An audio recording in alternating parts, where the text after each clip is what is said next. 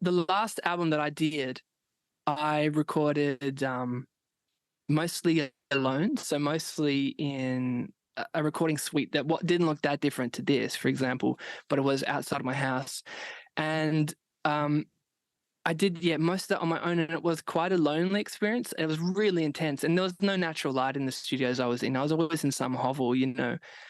And after doing that, took like a year and a half from beginning it to ending it. That album, Yeah. and it did really well for me, and it, you know, launched my career in a lot of ways, and heaps of touring and stuff came off the back of that. But the actual process of making the album was, while there were moments of breakthrough and like joy and discovery and fun, it was way too solitary and often like unsocial, and I just didn't want to do that again. I didn't want to just like bunker down in a room and just play everything on my own and write it on. You know, it's a real, you need stimulation to make an album. You need interaction, and you need, well, no, you don't.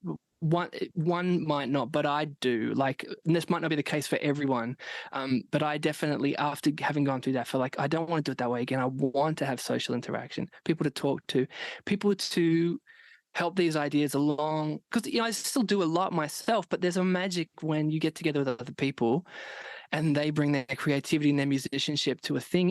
It really elevates it. You know, I discovered when I did that last album, and then I took it on the road, when we started playing it live, the musicians, as they reinterpreted all the stuff that I'd done alone in the studio, they brought all this life to it, and we rearranged things, and it became something else amazing. And I was like, oh, I've got to find a way to build that into the process. So for this album, I actually started it 4 years ago, and to begin with, it was all with a band and all in a semi-live context. And I tried to really facilitate that live feeling. So I